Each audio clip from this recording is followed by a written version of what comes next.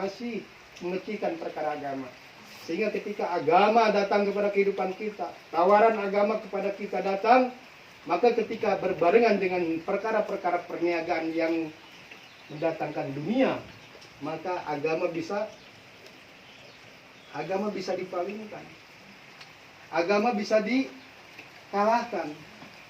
Ini karena lemahnya kita keyakinan kepada ini agama. Padahal Masya Allah, hadirin yang memuliakan, kita paham bagaimana orang-orang terdahulu. Siapakah orang-orang yang sukses di sisi Allah, yang berbahagia, yang jaya dunia dan akhirat? Adalah orang-orang yang mengamalkan agama, orang yang telah mewujudkan agama dalam kehidupan mereka. Ketika agama dalam kehidupan mereka sempurna, dengan didasari dengan keyakinan kepada Allah, ikut cara nabinya di masing-masing zaman tersebut, maka orang-orang itu orang-orang yang dimuliakan Allah.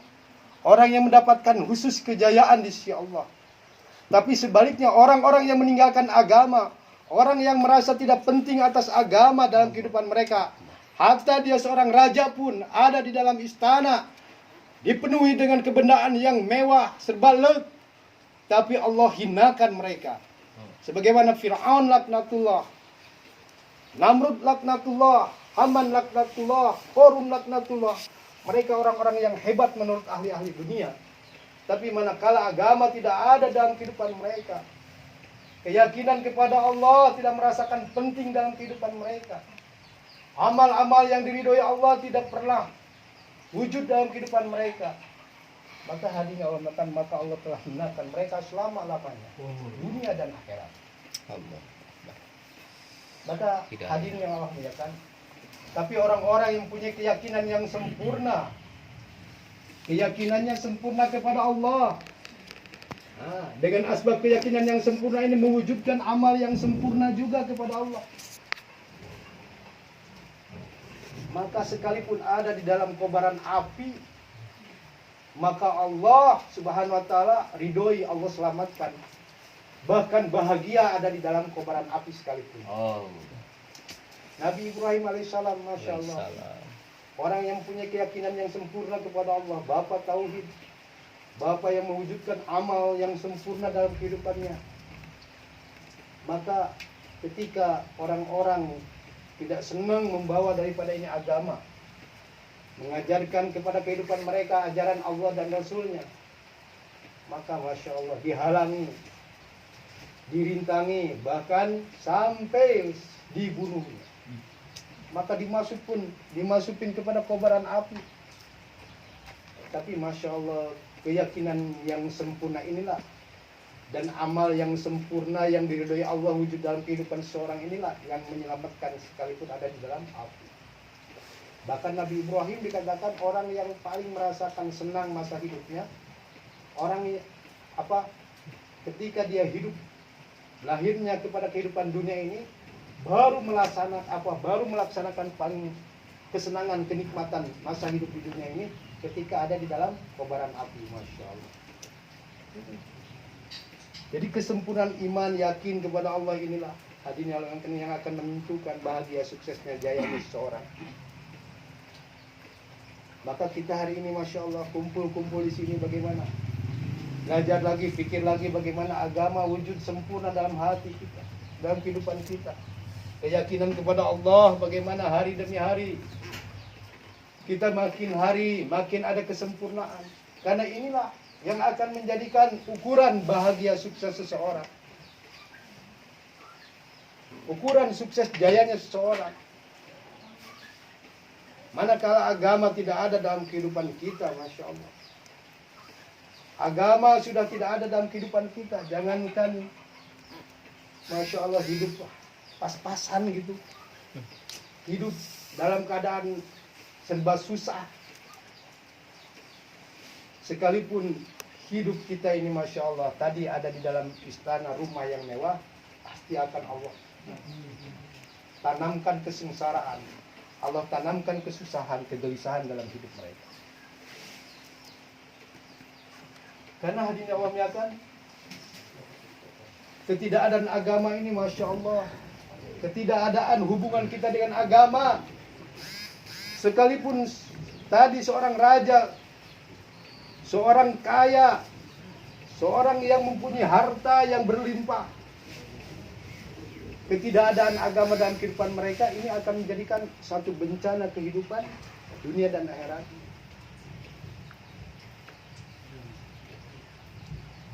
Maka hadirin Allah muliakan, bagaimana sama-sama kita belajar lagi dan belajar lagi, usaha lagi dan usaha lagi untuk mewujudkan agama secara sempurna dalam kehidupan kita. Agama yang oleh baginda Rasulullah SAW ini ada dalam kehidupan kita. Sunnah-sunnah kehidupan Islam ini ada dalam kehidupan kita. Inilah yang kita akan usahakan hari ini Allah muliakan.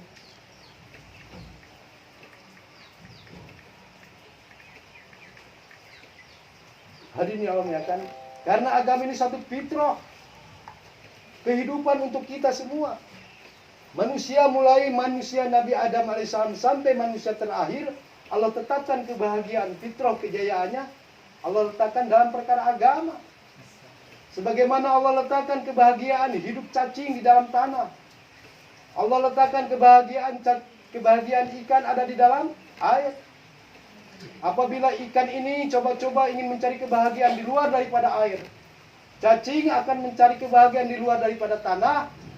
Ini bukan mendapatkan kebahagiaan, tapi sebaliknya akan menjadi kesusahan baginya, akan resah, akan galau gulana hidupnya manakala dia keluar daripada fitrah yang telah ditentukan Allah Subhanahu wa taala. Cacing berangan-angan akan bahagia di luar tanah, melihat kehidupan yang ada dalam kehidupan manusia. Masya Allah, berpikir seakan-akan saya akan bahagia kalau di atas keramik, katanya, di atas keramik yang kualitasnya bagus, di atas marmer. Akhirnya keluar dari tanah, Masya Allah, ini cacing tertipu nih. Cacing akan menuju kepada keresahan hidupnya, dia lagi menuju kepada kebinasaan terakhir masa hidupnya. Kalau cacing keluar daripada tanah, air keluar ikan ini berangan-angan, berpikir seakan-akan bahagia ya kalau saya hidup di luar daripada air ini. Maka dia mempunyai pikir seakan-akan akan bahagia di atas baskom yang perak. Masya Allah, baskom yang bahannya perak, Masya Allah. Dilihat daripada akuarium ini, dilihatnya satu benda yang mengkilap. Maka dia loncat daripada air ini, dia menuju ingin mencari kebahagiaan. Masya Allah, ini ikan yang tertipu juga.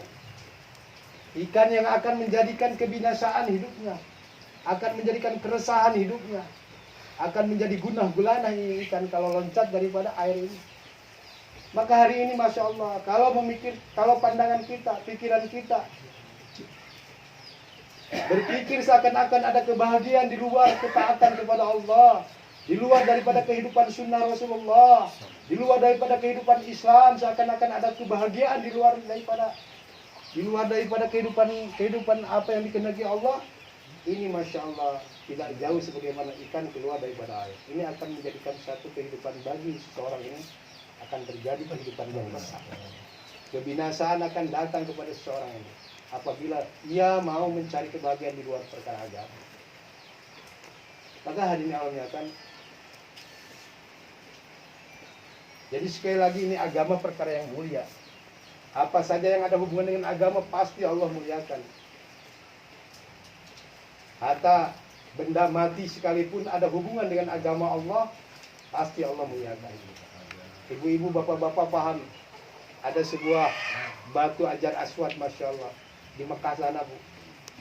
Ini batu yang biasa-biasa aja, warnanya tidak mempunyai warna yang hebat, warnanya hitam kelab warnanya. Batunya batu biasa-biasa saja, tapi ini batu karena ada hubungan dengan agama, maka ini batu Allah muliakan. Sampai seluruh manusia yang berdatangan untuk masuk ke Mekah Mukarramah ini, Masya Allah, pasti ingin menyentuh batu tersebut. Orang dari pelosok negeri datang untuk berhaji ingin menyentuh batu tersebut. ingin mencium batu tersebut, bahkan ingin memeluknya batu tersebut, karena ada hubungan dengan agama itu batu. Tapi batu-batu yang ada di sekitar kita, batu yang tidak ada hubungan dengan agama, sekalipun batu tersebut bagus kelihatannya. Batu di Sukabumi itu ada batu apa tuh?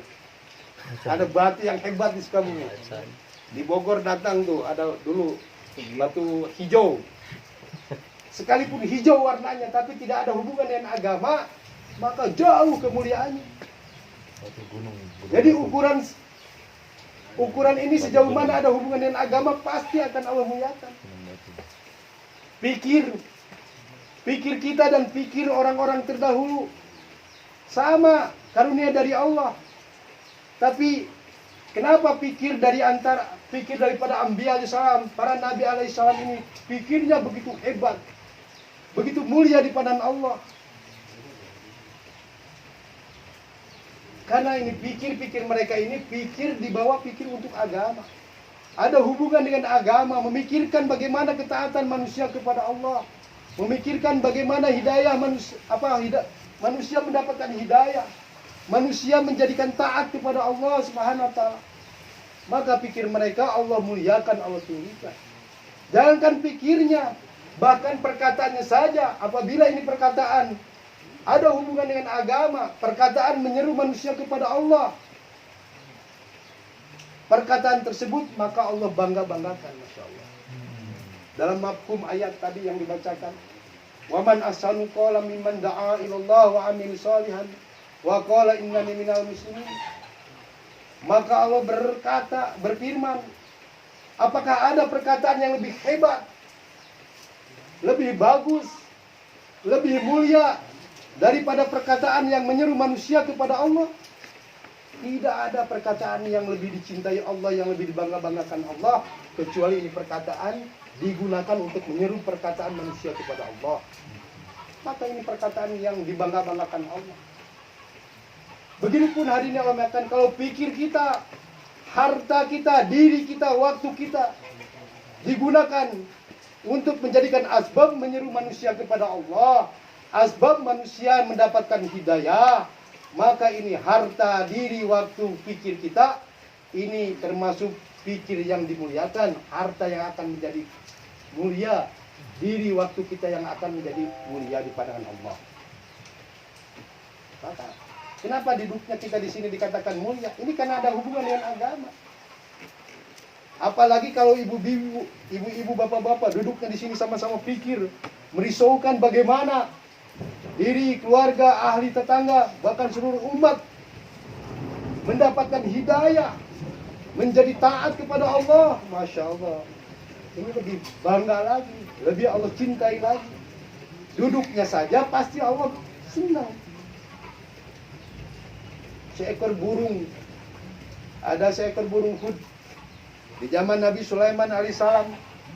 Ketika majelis dibuat untuk bermusyawarah Nabi Sulaiman bersama bala tentaranya yang lain, maka ada seekor burung yang tidak terlihat di dalam majelis itu.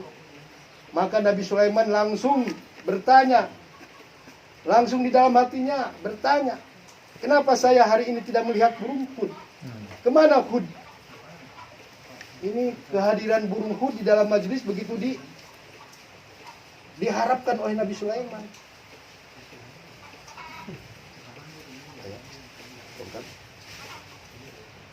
Jadi hadirnya Allah menyatakan burung hud saja, karena ada fikir, ada kerisauan untuk mengembalikan manusia. Maka di dalam Al-Quran ini Masya Allah diceritakan tentang bagaimana kemuliaan hud ini. Ini seekor burung saja, Bu. Karena punya kerisauan untuk mengembalikan manusia kepada Allah, asbab melihat daripada kehidupan Ratu Balkis bersama bala tentaranya. Maka burung hud ini punya kerisauan, hud. Bagaimana ini manusia hari ini memuliakan selain Allah, mengagung-agungkan selain Allah, menyembah selain Allah. Maka burung tersebut punya kerisauan. Dan ketika itu tidak dilihat daripada majelis musyawarah, maka langsung Nabi Sulaiman, awas, kalau hud hari ini datang ke sini tidak membawa alasan, maka kami akan siksa, akan rajam. Ini burung hud, Bu. Bapak-bapak, Kalau bapak-bapak hari ini tidak hadir dalam majelis musyawarah, maka Pak Yusuf pasti risau. Mana kenapa saya tidak melihat Pak Nur Hidayat nih hari ini? Masya Allah.